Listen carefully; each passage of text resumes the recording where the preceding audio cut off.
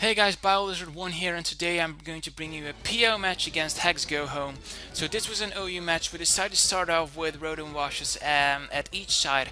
I'm gonna go for a Volt Switch first. I'm not really sure what he's going to go for. So I'm just gonna switch into my Tyranitar. If he decides to go for a Will-O-Wisp, then he might have a chance to miss, but he might have the chance to hit my Lumberry, so I really don't bother anything of those. Now I see that he's gonna switch out into his Bell Sprout, what's it called, Breloom, yeah, he goes for a Spore, which I kind of predicted, but this Tyranitar has Fire Blast, so it's awesome to see that Fire Blast with Lumberry Tyranitar actually pays off. Now he switches into his Hexorus. I know that he's probably going to go for Dragon type moves, so I'm going to switch into Scissor, who can take that with relative ease. So I'm just going to go for a Stab Bullet Punch because I know that it's going to be a 2-hit KO. And he decides to go for an Earthquake. So after Swords Dance, I think that did quite a lot, but not quite enough to finish me off. So he's gonna switch into Heatran now, and I'm expecting him to go for a Fire Tap move, trying to hit my Scissor as hard as possible. So I'm just gonna go into my Heatran. Unfortunately for me, he just goes for the Stealth Rocks, and I'm kind of pissed that I didn't get up Stealth Rocks earlier this game. But now he switches into his Rodent Wash. I should have seen this coming though, and the only thing I can do now is go for a Volt Switch or go for an Hydro Pump. So I'm just gonna take the risk of him going for a Volt Switch. But he decides to go for a Trick, and he gets a Toxicorp of my Gligar. And that is actually a funny move. Because now I'm just gonna, yeah, my Gliscor is kind of useless at this point, so I kind of predicted him to Trick on the second turn, but that doesn't happen. He just goes for a Stab Hydro Pump, and that's gonna take out my guy. So I'm Joy Scarf, so that means that I'm going to be able to hit him first with a Volt Switch, and that is a dead Rodent Wash. And I'm just gonna go back into my first lead, which is my Tyranitar. Now he still has his Killer Bee, his Scissor, so I really don't like the view of that. I'm just gonna switch out into my Heatran. Luckily for me, he goes for the Bullet Punch, and since most of the Scissors are Choice Bandit, I have this opportunity to either go for a Lava Plume, Earth Power, or a Toxic. But it decides to go for Gliscor, and that is not the best thing I wanted him to switch out into. So I'm just gonna retrieve my Heatran, go into my Rotom, maybe expecting him to go for an Earthquake, and that prediction was correct, so hooray for me.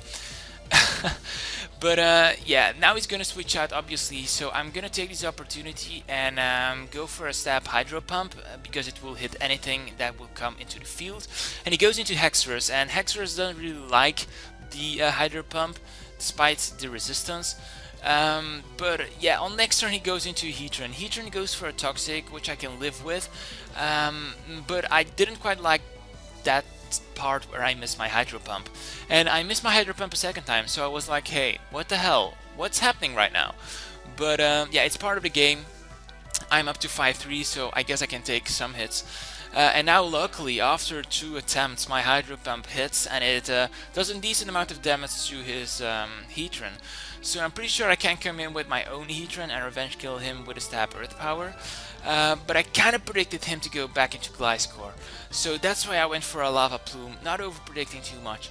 And yeah, he has his Gliscor, so that's not too good for me. So I'm just going to leave my Heatran in as a Death Fodder, because otherwise something else would have taken damage anyway. So I'm just going to go into my Latios now, and here is where despite that my Latios does not have Hidden Power Ice. Because but I must say I'm pretty lucky because most of the Gliscors run Ice Fang, but this Gliscor doesn't. So that's kind of cool for me because that way he won't be able to finish me off.